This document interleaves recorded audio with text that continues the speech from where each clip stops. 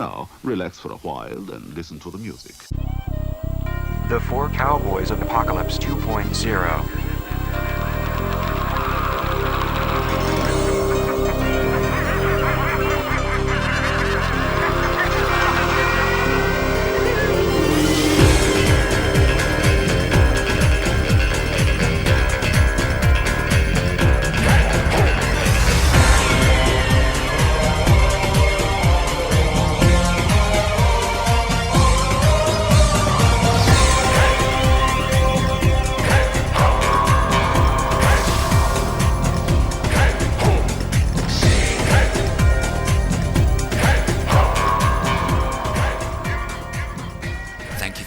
Listen to PhoenixFire today. PhoenixFire features John Anthony West. You can access the PhoenixFire blog at www.jawphoenixfire.blogspot.com.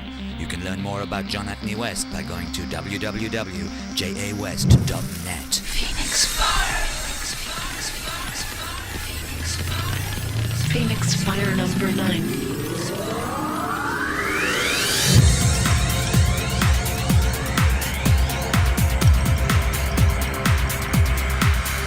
This is PhoenixFire, John Anthony West, rogue Egyptologist and mystic in skeptics' clothing, broadcasting from Westhenge in the wilderness with something to offend everyone.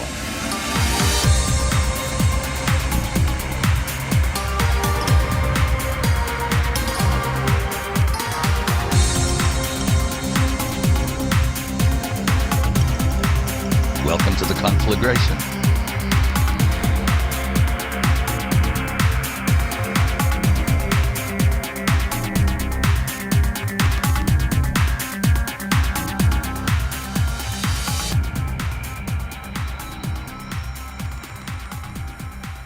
Hello, everybody. It's John Anthony West again with PhoenixFire 9, the Four Cowboys of Apocalypse 2.0. My apologies for taking this long to get back to you, but by now some of my listeners, especially those who know me well, are accustomed to my inefficiency. And apart from that, I've been wildly busy with other things, which I will get into, in fact, somewhere in the body of this talk. And so it's taken a while to get it together. But strangely enough, since the gods look after such things, it's much more appropriate now than it would have been even 6 months ago when I first planned on doing PhoenixFire 9 and knew that I was going to do it on the Four Cowboys, because a couple of those cowboys are a lot more obvious for what they are and uncamouflaged than they would have been even as short as 6 months ago. So with that bit of an apology, let's get into it. The Four Cowboys are obviously derived from the ancient and better known Four Horsemen of the Apocalypse. And if you want to Google them up, you'll find, as you will with just about everything you Google up, a vast amount of material on the Four Horsemen. But a brief introduction, in case you don't know what they are or where they come from. It comes from Apocalypse itself, is the name applied to the revelation of the future granted to St. John on the Isle of Patmos. Derives from the Greek apocalypsis, meaning to uncover or disclose. It's the disclosure of the Four Horsemen, who are not necessarily in this order. The order changes dependent upon text. Pestilence, war, famine, and death. The horses themselves are white, red, black, and pale, whatever that means. There's a lot of discussion on the Four Horsemen, but one of the things that is fairly obvious when you stop to think about them is that they're a bit of an odd choice, actually, because of the four, war, pestilence, famine, death, pestilence and famine and death are not really human produced, as it were. Yes, of course, lots of people get killed in wars, but death is going to come to us all. And war is the only one that, at least in theory, people can do anything about. Pestilence hits, well, sometimes that's war-related too. Famine hits, sometimes that's war-related, more often not. But anyway, it is a peculiar choice but it has an impact. The Four Horsemen have been pretty well known for the last 2,000 years. So they've got a long shelf life, as it were, and probably for good reason. The world has never been very free of pestilence, war, famine, and death. So it's hardly surprising that they're as well known as they are. The Four Cowboys, which, needless to say, I've derived from them, are not all well known, or they are well known, but they're not recognized for what they are. The Four Cowboys of Apocalypse 2.0, and they are capitalism, patriotism, democracy, and technology. One way or another, they aid and abet the original four. The difference is that they all ride white geldings, they wear white Stetsons, and they gallop roughshod over the globe, spreading tidings of comfort and joy. You know, tidings of comfort and joy. It's that time of the year. When examined closely, however, they're no less destructive than the original Four Horsemen, maybe ultimately more so because they come in disguise. They think they're the good guys.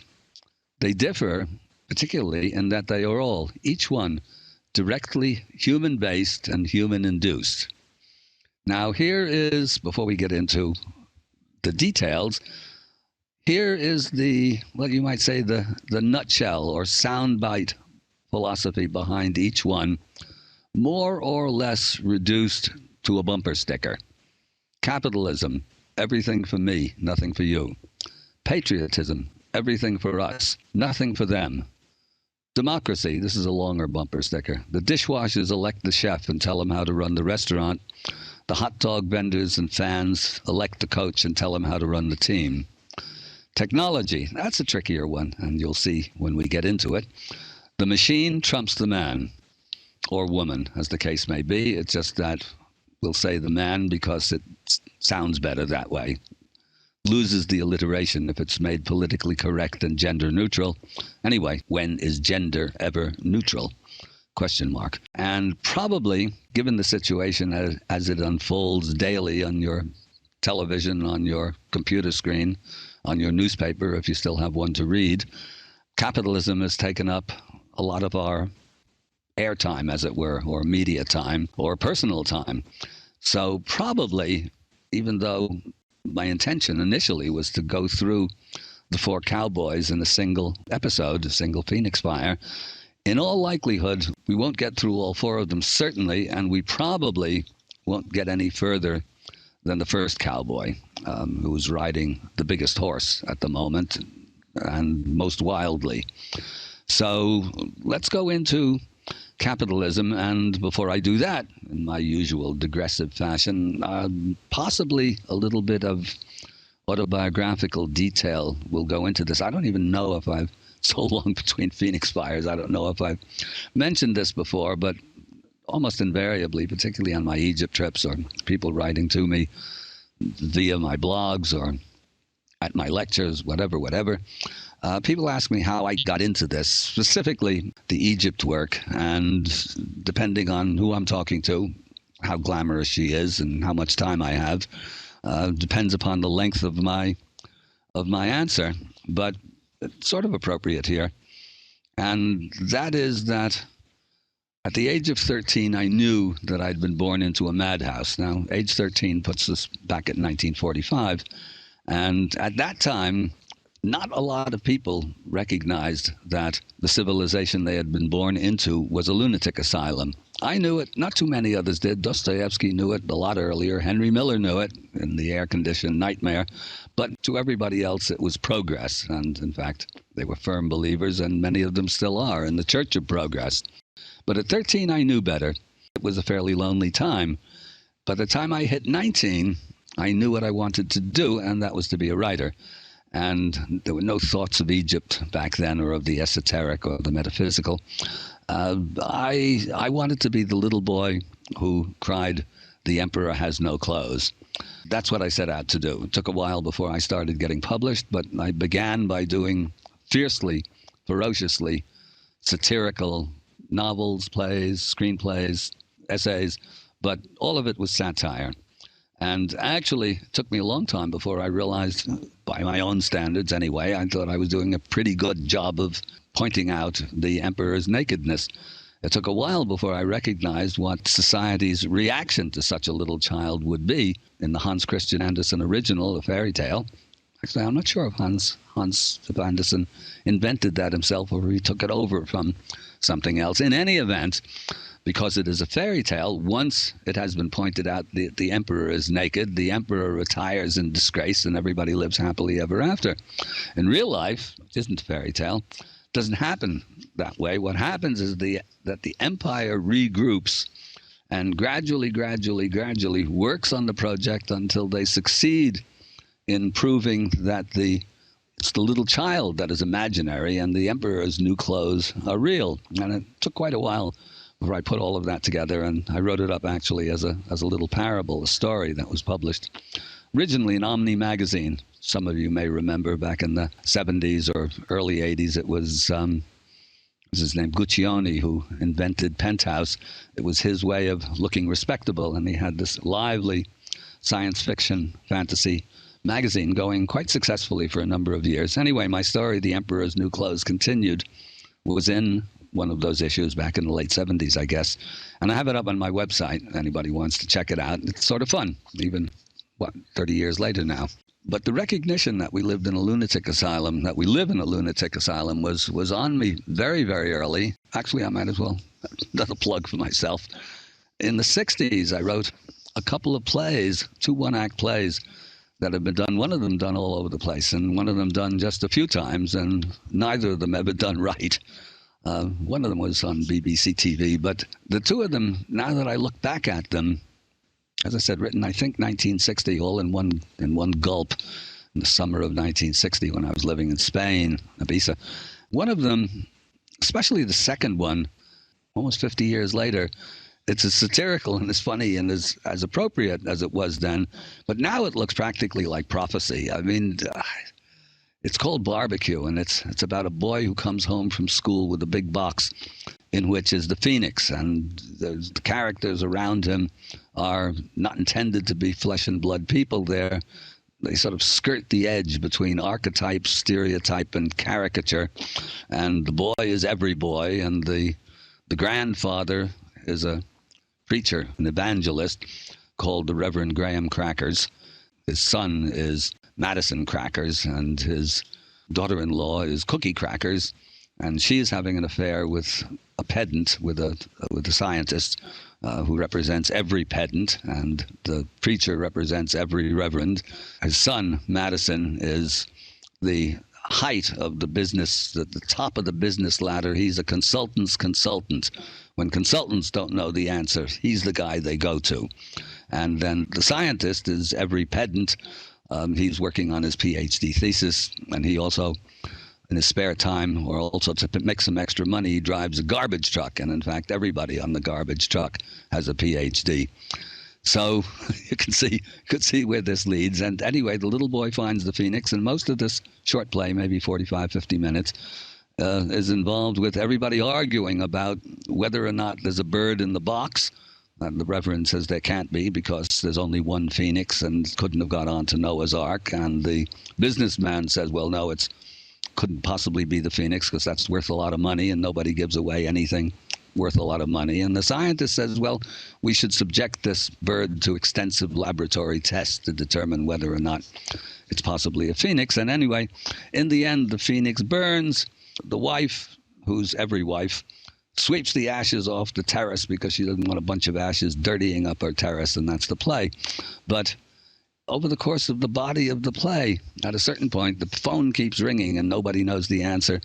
But big businesses are calling up Madison wanting business advice, and General Motors calls him, and Exxon calls him, and all the big companies are calling him up. And they all have the same question. They want to know what to do next. And he doesn't know. I mean, then there's nobody for him to consult. So when I look back on that 50 years, written 50 years ago, I'm rather proud of myself. General Motors not knowing what to do next, because they sure don't. Neither do the others, because we are in a pickle. And what is in a pickle is precisely the flower of the Church of Progress, free market capitalism. Now, capitalism is a fairly easy target. There are plenty of people out there who are anti-capitalism and who have written eloquently on the subject. It's unfair to begin with.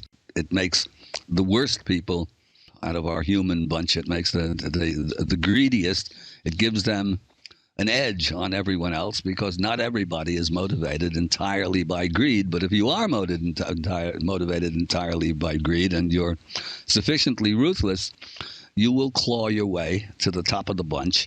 And since that's your personality, that's your soul, such as it is to begin with, you will see to it that nobody else gets anything if humanly possible, or as little as possible. I mean, this is how capitalism works and how it has always worked. And it almost can't work any other way unless it is sufficiently restrained, which, just speaking from an American point of view, our founding fathers knew quite well. I mean, they understood. It's almost the beginning of the Industrial Revolution. You could see the signs coming up, but obviously nobody could have foreseen the automobile and the computer revolution. And I mean, the technology that capitalism would eventually produce and which would become, you might say, the dominant feature of the latter days of our Church of Progress. I mean, since 1850, it's been nothing but capitalism. And since 1950, just after the World War II, it has indeed run roughshod over the entire planet, gobbling up virtually anything and anyone that challenged it, and not many did challenge it. I mean, everybody wants their piece of the capitalist pie, as it were.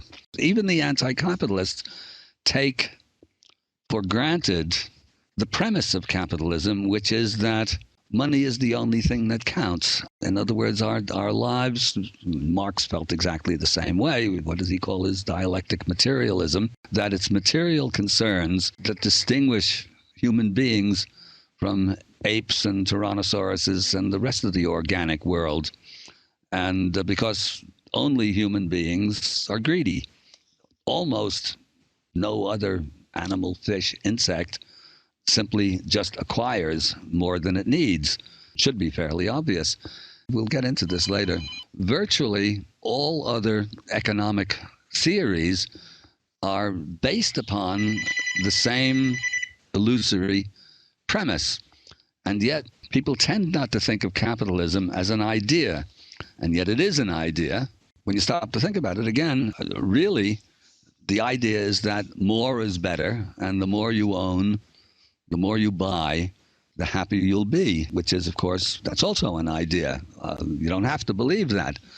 And the power of ideas, this is another matter that rarely is addressed in people discussing, in particular, the economic situation. The notion of capitalism as an idea is seldom addressed. I mean, it's just taken for granted that the more you buy, the happier you'll be.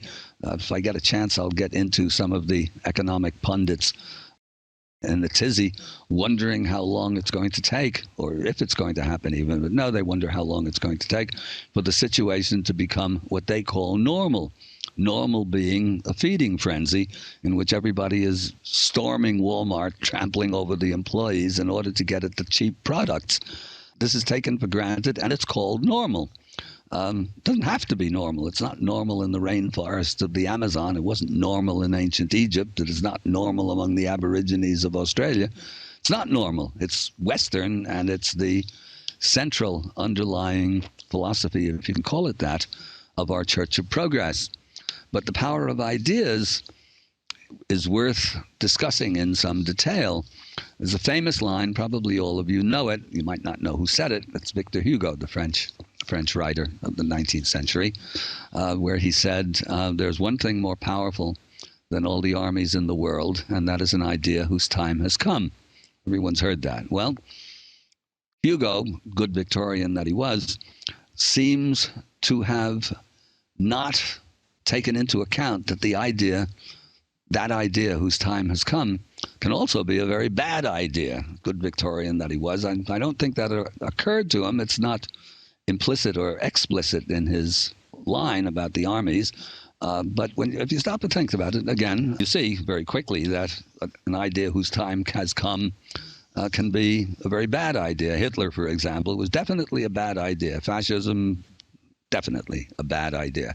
And the other thing that Hugo didn't think of, and that is particularly applicable today or any other time, come to think of it, applicable to my own situation dealing with Egypt, and that is that the second strongest thing in the world is an idea whose time has not yet gone.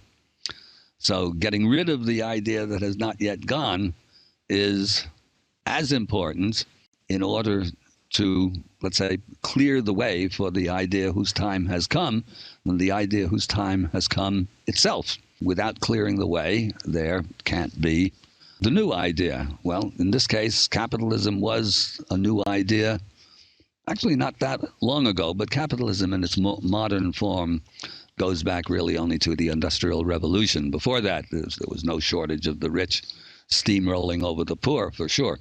But with the Industrial Revolution, it took on wings and has been running roughshod ever since. That's, you might say, that's the biggest and strongest of the four cowboys riding the biggest white gelding.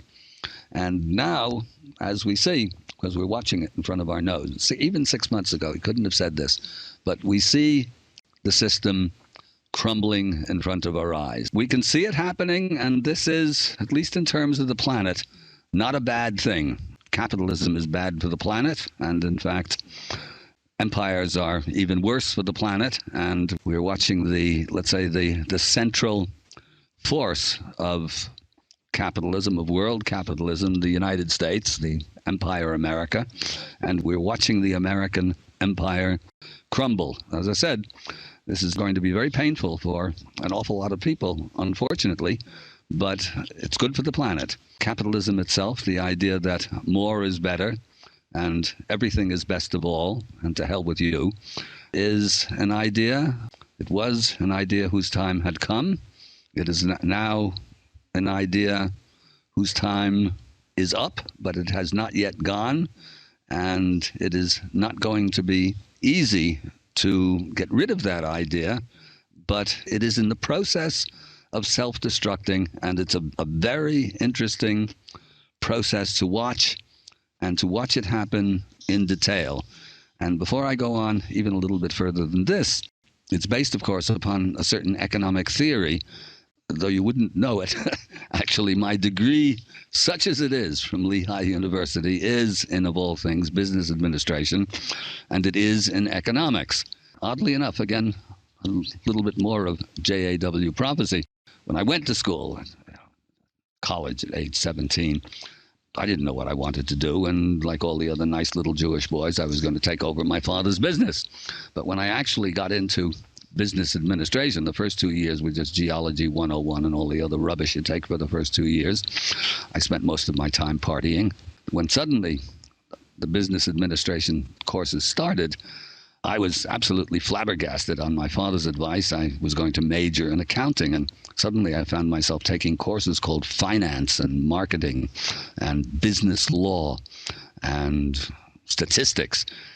I barely got through the course. I mean, once I got into these courses, I didn't and still don't actually recognize, I mean, I can't process through my own intellectual and emotional faculties how anybody at all in his or her right mind can even be interested in these horrible subjects. It was just beyond belief. Anyway, I couldn't get through this stuff, and as a last ditch, by this time I knew I wanted to be a writer. I wanted to be the little boy who said the emperor has no clothes, in order to get back into an English major, and I knew that that was worthless too, and I knew also that nobody could teach me how to write, especially not the guys who were teaching it at Lehigh University, who were all failed writers themselves, and it would have taken an extra year. So as a last resort, I took economics, which was at least about, let's say, the theory of capitalism or of any other economic system. This at least had people thinking about things wrong-headedly, as it turns out, starting off with Adam Smith and Veblen and Marx and Engels and Galbraith and all of these guys. So I finally, at least I could wrap my brain around that stuff. But in my thesis, to get out of this horrible place, my thesis was that basically that economics is a pseudoscience, that it's a complete fraud, because it's based upon a premise that is insupportable, which is that economic considerations are the primary concern of human beings, and that all of the other things are just sort of window dressing, the religious, the artistic, the sociability, all of these things, everything, according to every economic theory, and some are slightly more humane than others in execution. But basically the idea was that material goods, money, is the most important thing in life, actually, on that subject. Wonderful line. Any of you have seen, most of you will have seen, maybe, depends how old you are. Excellent Eddie Murphy comedy back in the 80s called Trading Places, I think. Anyway, the uptight young tycoon is played brilliantly by Dan Aykroyd. And at one point they're riding the stretch limo to work, and Dan is sort of arguing a bit with his grandfather and his uncle who are in the back. His grandfather played by Don Amici. And at one point Aykroyd says, well, you know, money isn't everything. And Amici says, grow up. And that captured all of capitalism. Everything about capitalism in that two-liner. Brilliant. Anyway, that's capitalism. It's an economic theory, and the economic theory is baloney, because people are not necessarily motivated by greed. They are now, or a lot of people are, but they didn't used to be. In Egypt they weren't, and in lots of places around the world they still aren't. And it doesn't take profound philosophy or metaphysics or esoteric sacred science to realize that actually all anybody needs is enough. Once enough is defined, and it's a good thing to define your terms. Enough is not a subsistence living. Enough is what you need. I mean, what do we need? We need air. That's free. Finding it pure air, that's not so easy. Water we need. That's free for some of us. I have my own well, but you might pay for it. Food, well, that's not free. And shelter, unless you live in the rainforest, or then you need some sort of shelter, and you need clothing. And that's all you actually need. You might say, I mean, there's nothing wrong with prosperity, but my definition for prosperity is endlessly refining and improving the quality of enough. We don't need any more than that. And the whole capitalist enterprise is based upon having lots more than enough, and this, of course, infiltrates down to the poorest levels. I am sure if you go into the trailer camps of West Virginia, or you go into the worst of the ghetto slums in New York or Detroit or wherever you are, you will find very, very poor people living with a whole bunch of total garbage that they have absolutely no need for. And I mean, whole gigantic industries exist on providing what is not essential. I mean, if you go into anything, it doesn't matter if it's Neiman Marcus or Walmart's, and you go in and you look at the shelves and just look at them with the idea of, you know, what's necessary and what's useful. What's necessary is little of, I mean, it's a tiny percentage of what's there. And then even with what's necessary, it's way over the top. I mean, we don't really need 40 different kinds of toilet tissue. And, you know, we absolutely don't need 75 different brands of chemically laced cold cereals, which are they're not necessary at all and almost not useful. But our whole society is largely based upon the inessential. And interesting definition of evil. P.D. Uspensky described evil as that which is not necessary.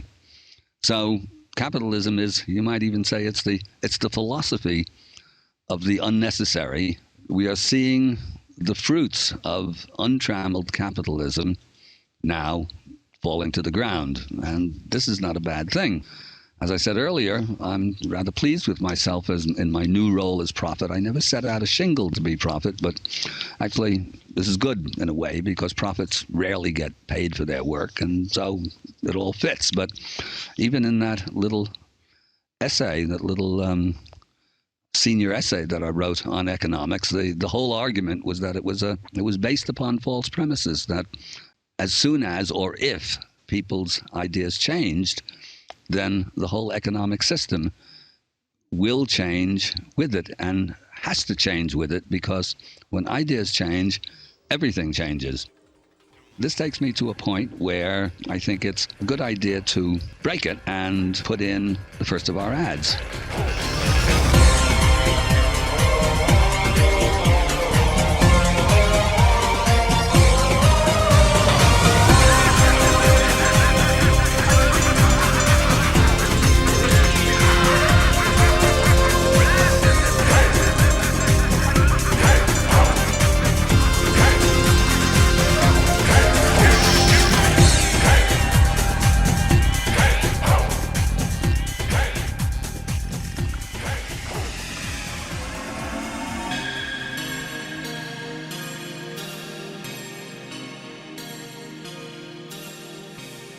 Surprise!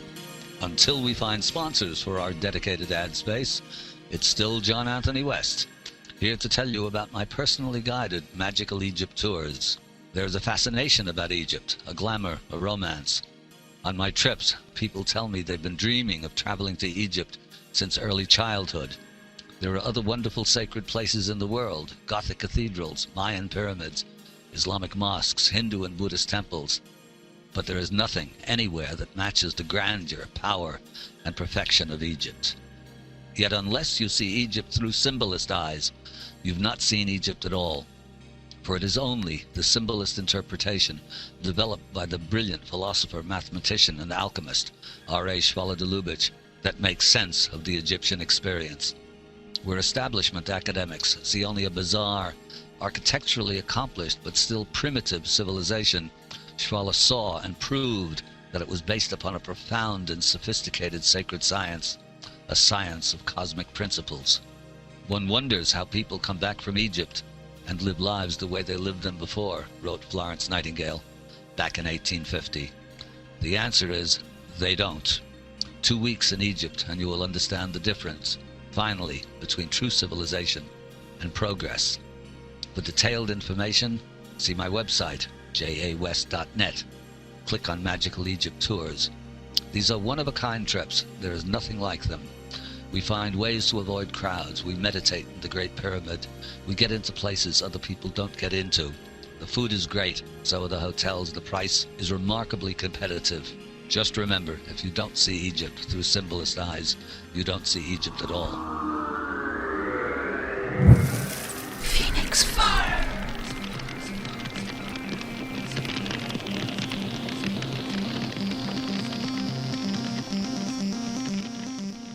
I'm sure you all heard the ad and are probably scrambling for your telephones to sign on to a trip and forgot the subject that we were last talking about. So let me briefly recapitulate.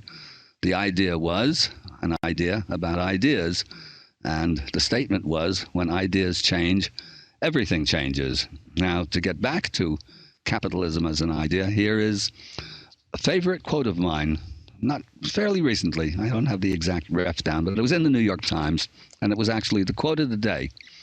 It was, "The goal is to get the engine of capitalism going as productively as possible. Ideology is a luxury good in times of crisis." That was uttered by a certain Professor Nancy Cohn, historian at the Harvard School of Business. It goes on to my list. I have a shifting list of 10 stupidest statements ever uttered by a human being. And I think that one will find its way into it. For any of you who haven't gone to Harvard, I think it's a good time to have a drink on that. You weren't at that terrible place. It doesn't seem to have dawned on this lady that capitalism is an ideology. It is the ideology of idiots. But it's very much what we've all been brought up and what we live with. Just to give you a sense of capitalism in action, most of you will be aware of this. I mean, you almost can't not be aware. I probably, in the central jungles of Papua New Guinea, anybody with a cell phone will be aware of what's going on in the rest of the world. But this is a favorite quote of mine. I'm damn typical John West fashion.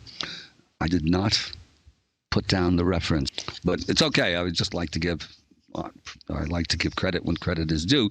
It's basically statistics. Here's the quote. It's a bit long, but it's pretty good. For the first 7 years of Bush's tenure, the wealthiest 400 individuals in our country saw a $670 billion increase in their wealth, and at the end of 2007 owned over $1.5 trillion in wealth. That is just 400 families, a $670 billion increase in wealth since Bush has been in office. In our country today, we have the most unequal distribution of income and wealth of any major country on earth, with the top 1% earning more income than the bottom 50%, and the top 1% owning more wealth than the bottom 90%. We are living at a time when we have seen a massive transfer of wealth from the middle class to the very wealthiest people in this country, when, among others, CEOs of Wall Street firms received unbelievable amounts in bonuses, including $39 billion in bonuses in the year 2007 alone for just the 5 major investment houses. We have seen the incredible greed of the financial services industry manifested in the hundreds of millions of dollars they've spent on campaign contributions and lobbyists in order to deregulate their industry so that hedge funds and other unregulated financial institutions could flourish. We have seen them play with trillions and trillions of dollars in esoteric financial instruments in unregulated industries which no more than a handful of people even understand. We have seen the financial services industry charge 30% interest rates on credit cards and tack on outrageous late fees and other costs to unsuspecting customers. We have seen them engage in despicable predatory lending practices, taking advantage of the vulnerable and the uneducated. We have seen them send out billions of deceptive solicitations to almost every mailbox in America. That's capitalism at work, and that's not a communist writing that, whoever it is. Maybe it's somebody slightly left, but it's not a communist. That's capitalism at work. That's the end result of capitalism. Regulations until the current bunch of barbarians took over. Regulations kept it more or less, really less in check than it might have been. And even the Bush gets blamed for all of the, for the entire financial debacle. Actually, he's in fact only carrying out, he's only implementing and exacerbating policies that every American president has fostered and implemented since World War II, since the 70s anyway. Clinton probably more than any of the others.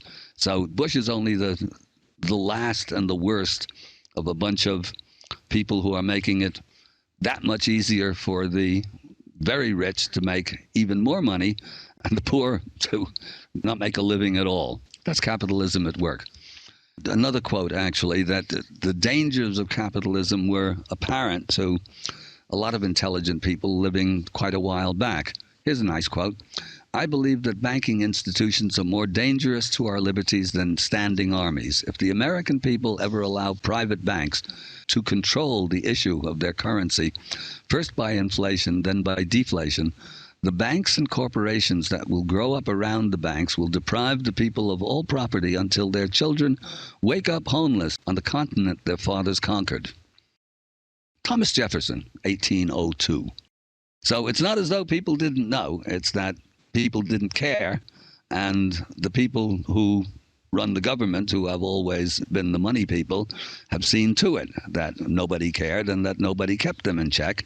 And now they're all paying for it. I must say, for me, I'm watching this debacle now of this guy, Makoff, dubbed Makoff, who seems to have divested rich people, institutions, countries of some $50 billion. That makes the Enron scandal of whatever it was, 2001 or 2002, look like pickpocketing work or, robbing a convenience store. $50 billion. And many of them, actually, most of those people who invested in him were the wealthy themselves, some of whom are apparently practically penniless. I mean, they're down to their last mansion. I cannot say that my limited supply of compassion gets expended in that direction very much. I don't know, any of you seen when the banking, the financial thing hit before those scum got bailed out? There was somebody put up a sign on Wall Street that said, "Jump, you fuckers, jump," which was, I thought, pretty apropos, good philosophy. To actually continue on the capitalism, our capitalism program here, One of the reasons why I'm as late as I am getting to this is that I've been working with a friend and colleague of mine named Gerald Salente, who is a trends analyst. And I just thought I would bring him to your attention. We co-wrote a book in the we wrote the book in 95 and it was published in 97 called Trends 2000. And it's I'm not listed on the cover for a number of mutually agreeable reasons. And we're now working on another book, and I probably also won't be listed on the cover. I'm the philosophical historical backup for Gerald's trends analysis. And he's been basically about 90% right. And even the 10% where it's not wrong, it's not dead wrong. It's just that he's forecasting trends that haven't happened yet, but they are about to happen. And now with this debacle unfolding around us, we've been working together on his trends journal. He puts out a trends journal four times a year that I help him with, and I co-write with him. And it might be worth your going to his website and pulling him up. He's a fiery and abrasive Italian, and he's right.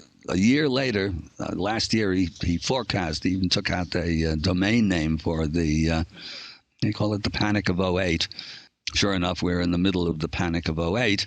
We're having a lot of fun, actually. It's fun to be right sometimes. Actually, I get a lot of fun out of that.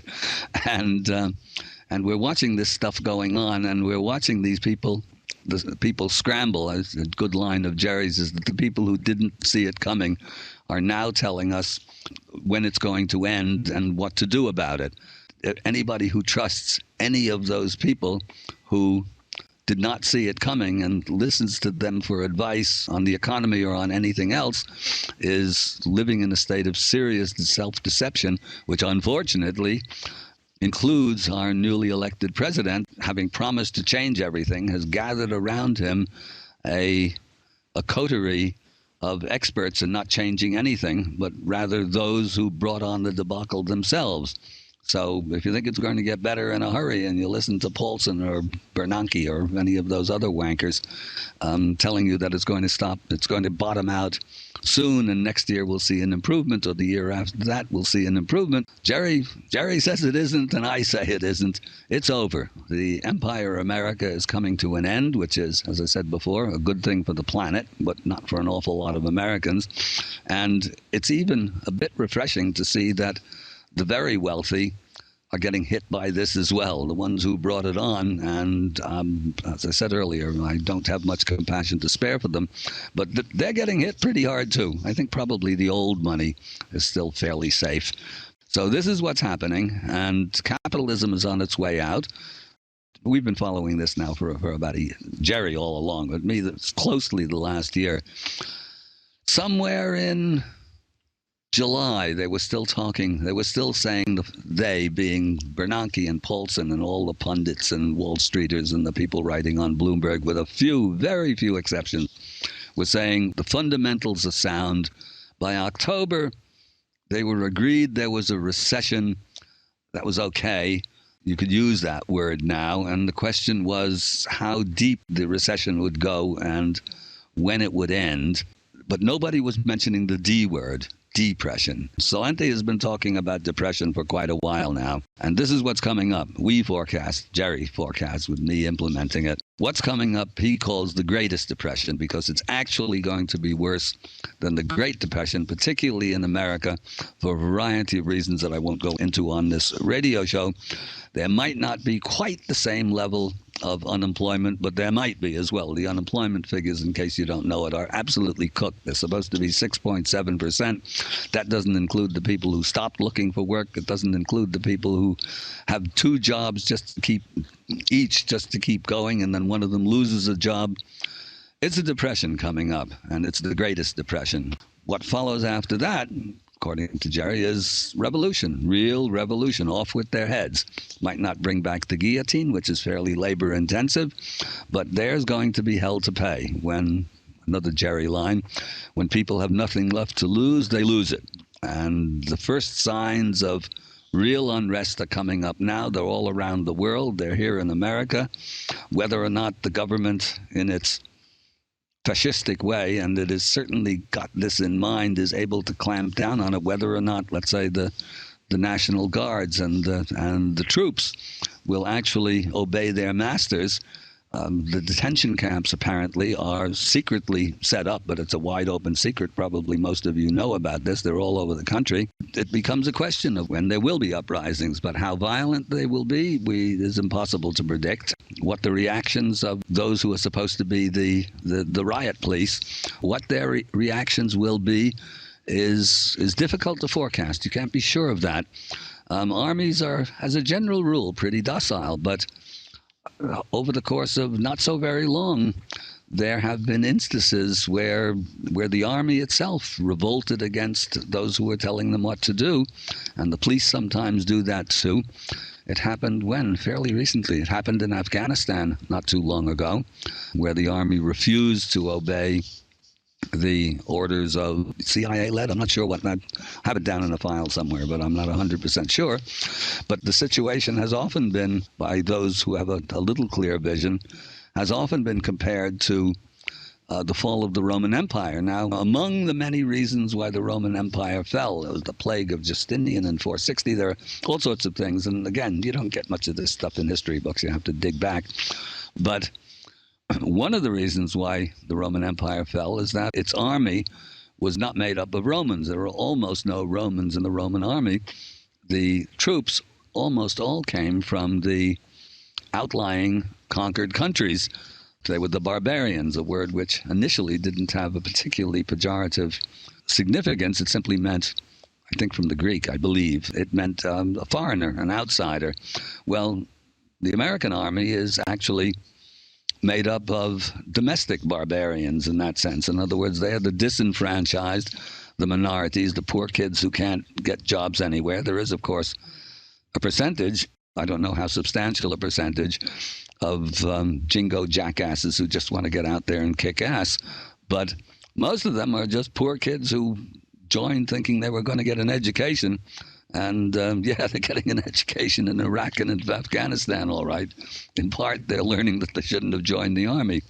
So whether or not, when push comes to shove and it's crunch time, whether or not the army actually obeys orders, impossible to say. But what is coming up is revolution in some way or another, and the end of Empire America. And if you want to go check up a bit on the trend work, go to Jerry's website is trendsresearch.com.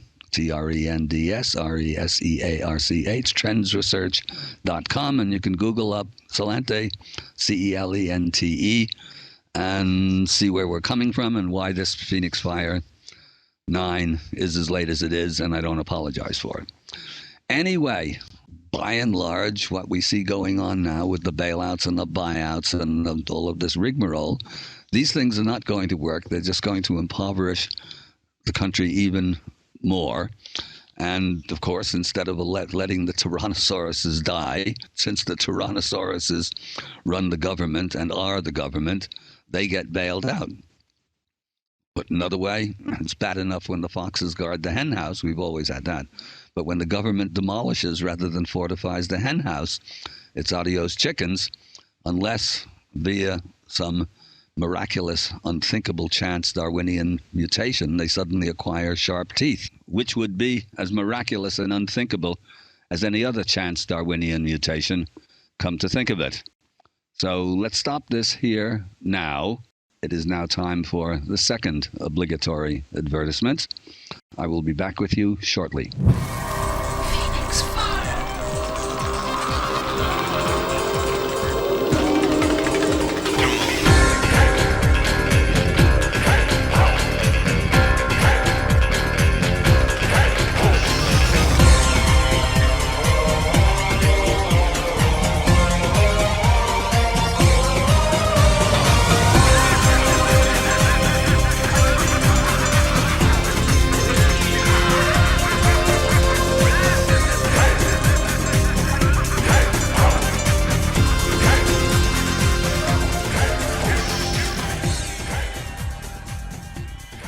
Magical Egypt, a symbolist tour in DVD and more besides.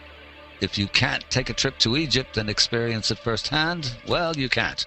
Not everyone can, but next best and the closest you can get to experiencing Egypt is our 8-episode documentary series, Magical Egypt, A Symbolist Tour. This is the brainchild of my partner, Chance Gardner, a graphic designer and 3D animator of genius, and this series is an absolutely unique visual, emotional, and intellectual media experience. There are innumerable documentaries about Egypt, dry as dust, misleading, repetitive exercises in Egyptological establishmentarianism, from the National Geographic or Discovery Channel, or some other wielder of the academic cookie cutter. Pretty pictures, nothing ever that feeds the mind, the heart, to say nothing of the soul. This series fills that gap. We explore Egypt in depth. We follow the ramifications into alchemy, the tarot deck, modern DNA research, sacred geometry, the mysteries of ancient technology. There are interviews with leading-edge scholars, scientists, and thinkers, each contributing to a radical revision of our understanding of the past. For more information, go to www.magicalegypt.com and more. If you've not read My Serpent in the Sky, The High Wisdom of Ancient Egypt, maybe it's time you did. An in-depth introduction to Shwala de Lubitsch's symbolist interpretation. Our Emmy Award-winning classic documentary, Mystery of the Sphinx, now available in an upgraded DVD version. My guidebook, The Traveler's Key to Ancient Egypt, an invaluable source of information for armchair and actual travelers to Egypt. I have a few copies of my out-of-print first non-fiction book, The Case for Astrology, left for sale. See my website, www.jawest.net. Click on books.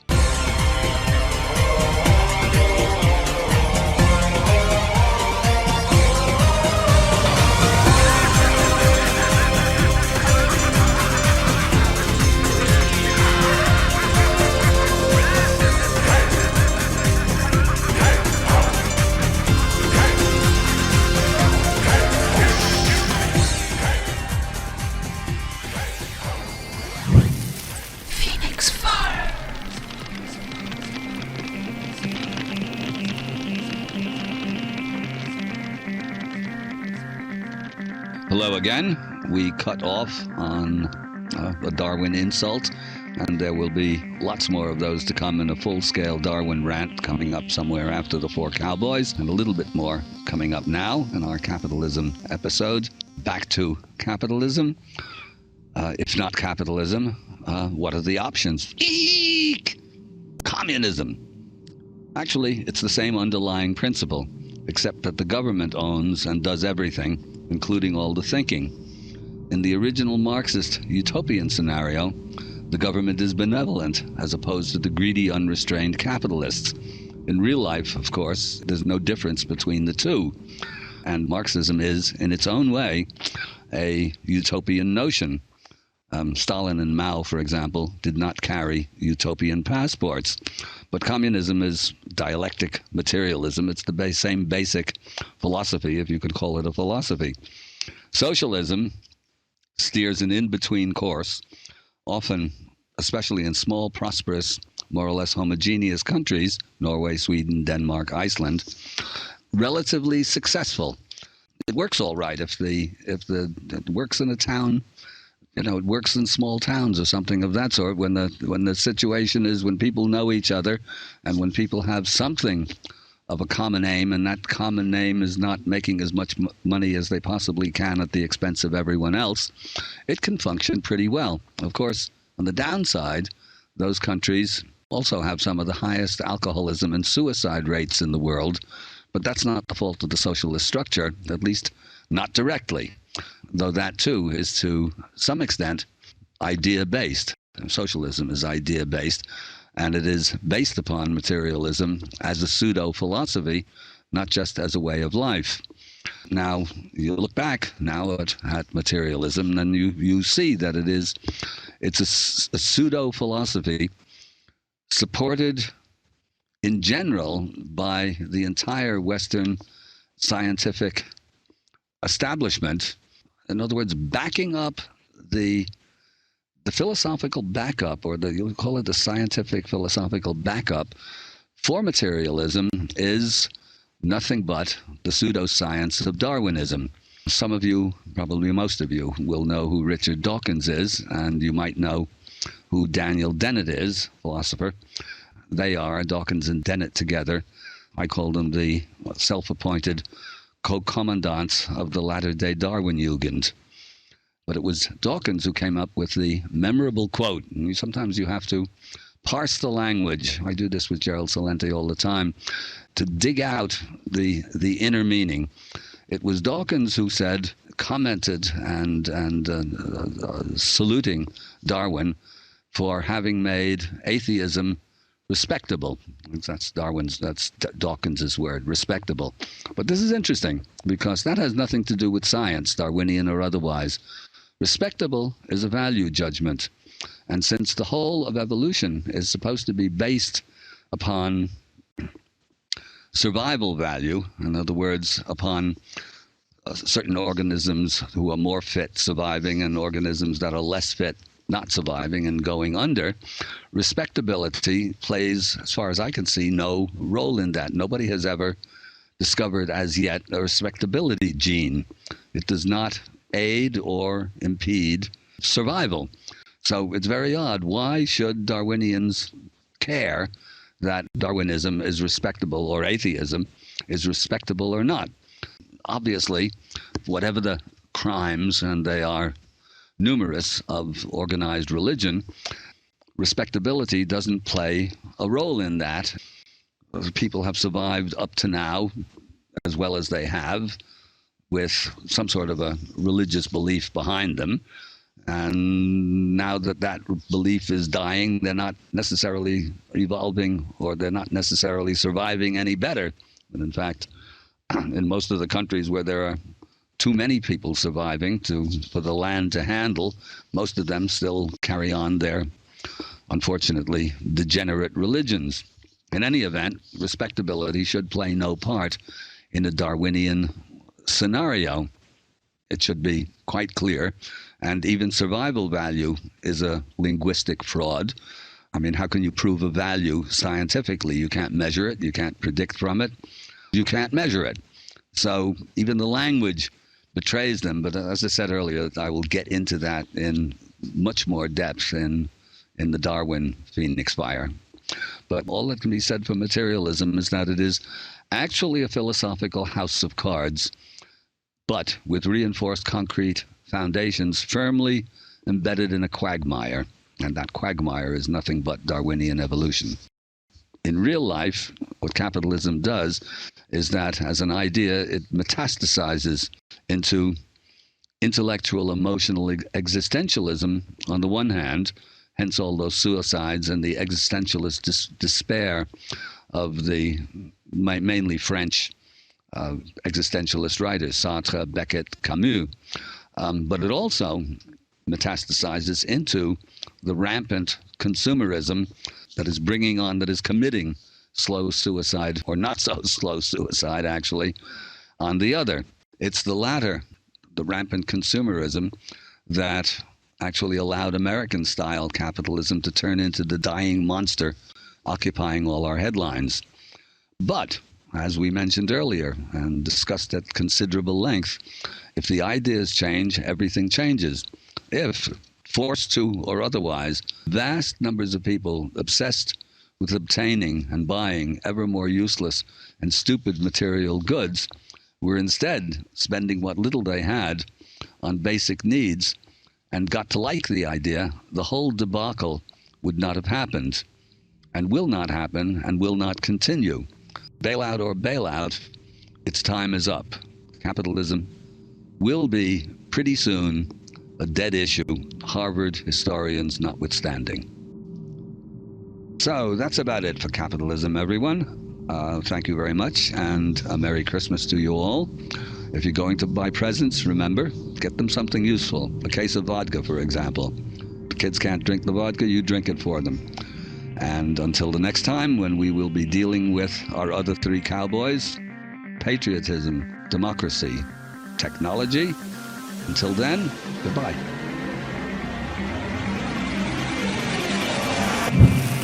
PhoenixFire.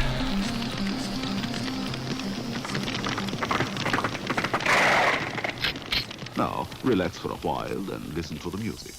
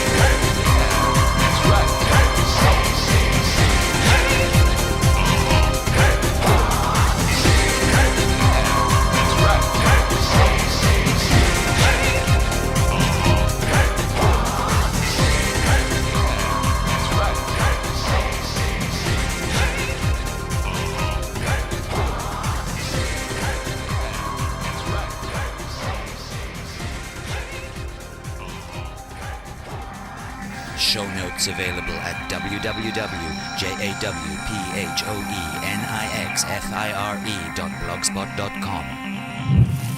Phoenix Fire.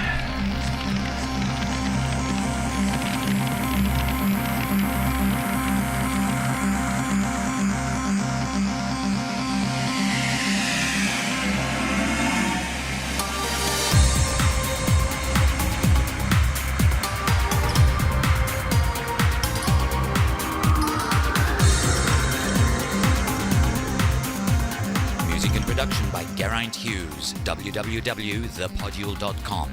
More information on John Anthony West is available at www.jawest.net.